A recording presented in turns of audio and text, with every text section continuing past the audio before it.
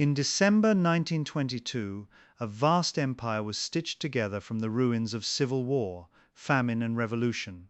And within just a few years it would attempt something no nation in history had ever tried, the total reinvention of human society from the ground up.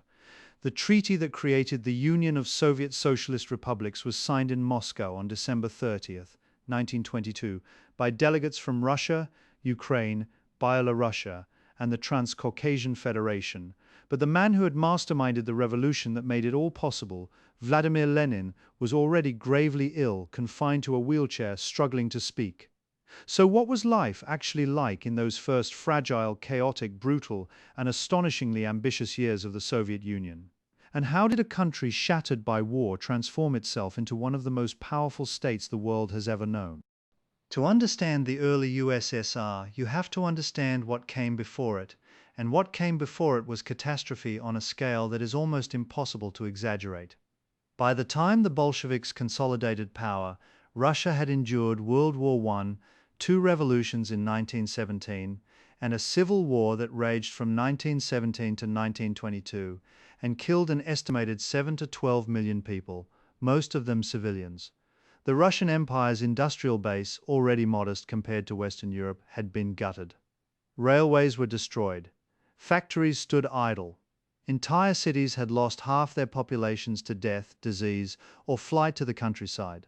Petrograd, which had been the glittering imperial capital with a population of roughly 2.4 million in 1916, had shrunk to barely 740,000 by 1920. The streets that had once bustled with carriages and electric trams were quiet, littered with debris, the grand facades of buildings pockmarked by bullets. In winter, people burned furniture and books for heat. This was the country the Bolsheviks inherited. Not a superpower, a wreck. And yet the ambition was staggering. Lenin and his inner circle did not simply want to govern Russia. They wanted to abolish the very concept of class, to eliminate private property, to build a workers' state that would serve as a beacon for worldwide revolution. The ideology was not abstract to them. It was an operational blueprint. Every policy decision in those early years was filtered through a single question: does this advance the revolution or betray it? That question would drive some of the most radical social experiments in modern history, and it would also justify some of the most devastating cruelties. The first years after the revolution had been governed by a policy known as War Communism, and it was exactly as brutal as it sounds. To feed the Red Army and the starving cities during the Civil War, the Bolshevik government had requisitioned grain from the peasantry by force. Armed detachments swept through villages, seizing harvests, leaving families with barely enough to survive, and sometimes not even that. The peasants, who made up roughly 80% of Russia's population, responded with fury. There were over 100 major peasant uprisings between 1920 and 1921. The most famous was the Tambov Rebellion, where tens of thousands of peasants took up arms against the Soviet state. The Red Army crushed it with artillery, poison gas, and mass executions. Entire villages were burned. Hostage-taking became official policy. The message was clear: resistance would be met with annihilation. But the deeper message was even more troubling for the Bolsheviks. Their own people were turning against them. If you find this kind of deep, unflinching history fascinating, the kind that peels back the propaganda to reveal what actually happened in the Soviet Union, then consider subscribing to this channel. We are building a community of people who want to understand the real mechanics behind some of the 20th century's most consequential events. Not the myths, not the simplified versions, but the documented truth. One click, and you will not miss what comes next. The crisis came to a head in the winter of 1920 to 1921. Famine was spreading across the Volga region and southern Ukraine. Harvests had failed, partly due to drought, partly because peasants had simply stopped planting. Why grow more grain if the government was going to take it all? The logic was devastating in its simplicity, and it was destroying the country. Then, on March 1, 1921, the sailors at the Kronstadt naval base just off the coast of Petrograd mutinied. These were not White Army remnants or foreign agents. These were the same sailors who had been celebrated as heroes of the revolution. They demanded free elections to the Soviets, freedom of speech for workers and peasants, and the end of grain requisitioning. The Bolsheviks called them counter-revolutionaries. On March 7th, the Red Army attacked across the frozen Gulf of Finland. The assault was a bloodbath. Soldiers in white camouflage crossed the ice under machine gun fire. By March 18th, the fortress had fallen. Thousands were killed or captured. Many were executed. The rebellion was over, but Lenin drew a lesson from it that would reshape the entire country. Within weeks, at the 10th Party Congress, Lenin announced the new economic policy, or NEP. It was, by Bolshevik standards, a stunning reversal. Forced grain requisitioning was replaced by a tax in kind, meaning peasants could keep and sell their surplus. Small-scale private enterprise was legalized. Shopkeepers, traders, and small manufacturers were suddenly allowed to operate. Markets reopened. For the first time in years, there were goods in the shops. The NEP was in effect a controlled retreat to capitalism, and it was deeply controversial within the party. Hardliners saw it as a betrayal. Lenin himself called it a strategic retreat, a temporary concession to survive until conditions were ripe for the next advance. He compared it to a climber who must sometimes descend to find a better route upward. But the NEP worked, at least materially. By 1926, agricultural and industrial output had largely recovered to pre-war levels. A new class of entrepreneurs emerged, derisively called nepmen. They wore suits, ate in restaurants, and made profits, all while living under a government that considered their very existence ideologically repugnant. The contradiction was extraordinary, and it could not last. But the early USSR was not only about economics, it was about the most radical attempt at social engineering the modern world had seen. The Bolsheviks believed that to build a new society, you had to build a new kind of person, and they started immediately. One of the first acts of the Soviet government was to reform marriage and family law. The 1918 Code on Marriage, the Family, and Guardianship was revolutionary. It established civil marriage, made divorce available on demand by either spouse, granted equal rights to women, and abolished the legal distinction between legitimate and illegitimate children. The Russian Orthodox Church, which had controlled marriage for centuries, was stripped of this authority overnight. Women were declared equal citizens.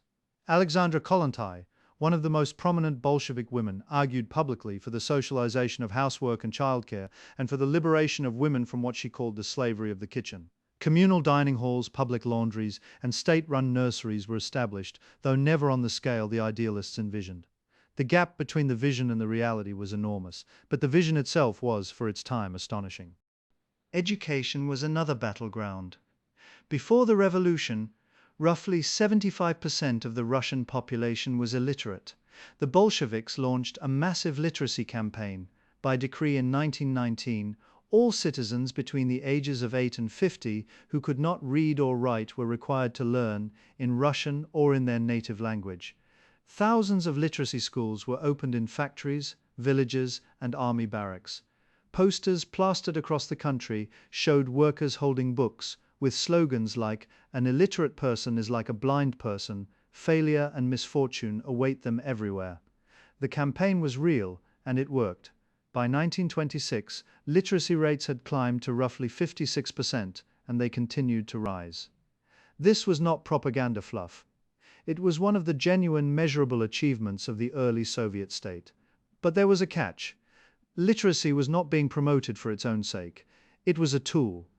The Bolsheviks understood that a literate population was easier to organize, easier to propagandize, and easier to mobilize. Every pamphlet, every newspaper, every factory wall poster carried the party's message. Learning to read meant learning to read what the party wanted you to read. Here is a detail that often surprises people. In the 1920s, the Soviet Union was in certain respects one of the most culturally avant-garde places on earth. The revolution had unleashed an explosion of artistic experimentation. Constructivist artists like Alexander Rodchenko and L. Lissitzky created bold, geometric works that would influence design for a century. Filmmakers like Sergei Eisenstein developed entirely new techniques of montage and visual storytelling. His 1925 film, Battleship Potemkin, is still studied in film schools around the world. The poet Vladimir Markovsky wrote thundering verses celebrating the revolution, performing them to packed halls. In architecture, visionaries proposed buildings that seemed to defy gravity, rotating towers, communal housing blocks designed to abolish the private home, workers' clubs shaped like gears. Much of it was never built, but the designs survive, and they are breathtaking. The state, in those early years, actively supported this experimentation, seeing it as proof that socialism could produce a superior culture. That support would not last. But in the 1920s, Moscow and Petrograd, now renamed Leningrad, were genuinely exciting places to be an artist, provided you stayed on the right side of the party line. And what about everyday life? What did it feel like to live in this new country? The answer depended enormously on who you were and where you lived. For a factory worker in Moscow in, say, 1925, life was harsh but improving. You might live in a communal apartment, a kommunalka, sharing a kitchen and bathroom with several other families. Privacy was almost non-existent. Arguments over stove space and cleaning duties were constant. Your room might be 12 square meters for an entire family, but you had a job, probably an 8-hour shift at a state-run factory, and you had access to a factory canteen, a workers' club, and perhaps a rudimentary health clinic. Your wages were low, but so were rents. You could buy bread, sugar, and occasionally meat at a state store. On weekends, you might attend a political lecture, watch a film, or participate in a parade. Your children went to school, a genuine novelty for many working-class families. Life was not comfortable by any Western standard, but for people who remembered the famine and chaos of just a few years earlier, it felt like progress. For the peasantry, the picture was more complicated. Under the NEP, peasants who worked hard and managed their land well could prosper, at least modestly. The so-called kulaks, a term the Bolsheviks used for wealthier peasants, sometimes owned a couple of cows, a horse, and enough land to hire a neighbor during harvest. They were, by any objective standard, far from rich, but in Bolshevik ideology they were class enemies, exploiters, capitalists in overalls. This label would have catastrophic consequences later, but in the 1920s the tension was already building. Party agitators in the villages pushed for collectivization, for shared farming, for the abolition of private land. Most peasants resisted. They had fought for land during the revolution, and they were not about to give it up to a committee. The countryside was a simmering conflict between the state's ideological ambitions and the peasants' stubborn, practical attachment to their own plots of earth. Meanwhile, the political landscape at the top was becoming a battlefield. Lenin suffered his first stroke in May 1922. A second followed in December. By March 1923, a third stroke left him almost entirely incapacitated. He could barely speak. He was confined to his estate at Gorky, outside Moscow, attended by doctors and nurses, increasingly isolated from the party he had built. Before his final decline, he dictated a series of notes that became known as Lenin's Testament. In these notes, he assessed the leading figures of the party with startling frankness. He praised Leon Trotsky's exceptional ability, but criticized his excessive self-confidence. He warned that Joseph Stalin, who had been appointed General Secretary in April 1922, had concentrated enormous power in his hands and might not always use it wisely. In a postscript added in January 1923, Lenin went further. He wrote that Stalin was too rude and recommended that the party find a way to remove him from the position of General Secretary. This document would be one of the most consequential political texts of the 20th century, and it was suppressed. After Lenin's death on January 21, 1924, the Central Committee voted not to publish the testament. Stalin survived. The trajectory of the entire Soviet Union, and arguably the entire world, was altered by that vote.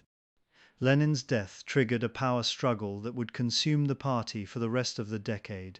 The key players were Stalin, Trotsky, Grigory Zinoviev, Lev Kamenev, and Nikolai Bukharin. Each represented a different vision of the revolution's future. Trotsky advocated permanent revolution, arguing that socialism in Russia could only survive if revolutions succeeded in other countries, particularly in the industrialized West. Stalin countered with the doctrine of socialism in one country, the idea that the Soviet Union could and should build socialism on its own without waiting for world revolution. It was a position that appealed to party members who were tired of waiting for a global uprising that never seemed to come. Stalin was not the most brilliant theorist, nor the most charismatic speaker. He was something far more dangerous in a bureaucratic system. He was the most effective organizer. As General Secretary, he controlled appointments, promotions, and transfers throughout the party apparatus. He placed his allies in key positions. He isolated his rivals. He formed temporary alliances, using Zinoviev and Kamenev to destroy Trotsky, then turning on Zinoviev and Kamenev with the help of Bukharin, and ultimately destroying Bukharin too.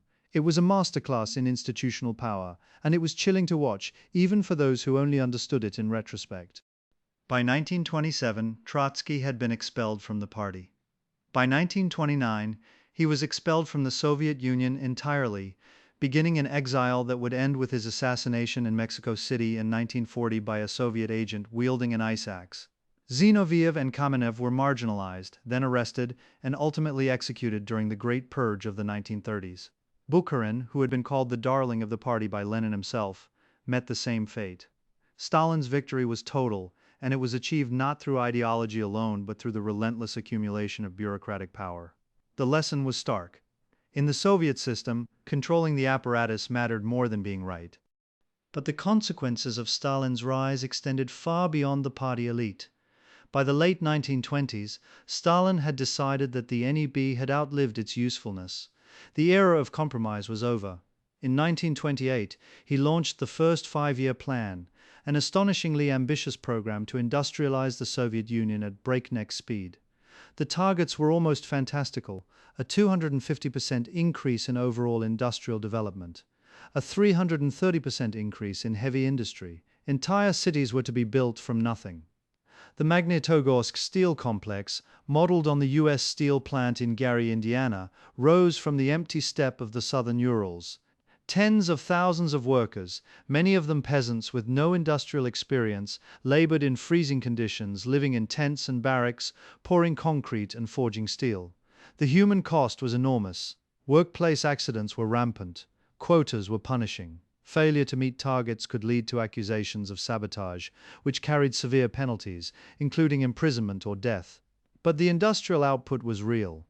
By the end of the first plan in 1932, the Soviet Union had built power stations, tractor factories, automobile plants, and steel mills at a pace that astonished even skeptical Western observers. And then there was collectivization, the policy that would define Stalin's early rule more than any other. Beginning in 1929, the Soviet state moved to abolish private farming and consolidate peasant landholdings into large collective farms or kolkhozes. The policy was driven by ideology, by the desire to eliminate the kulaks as a class, and by the practical need to extract grain from the countryside to feed the growing industrial workforce and to export for hard currency. The resistance was ferocious. Peasants slaughtered their livestock rather than hand it over to the collective.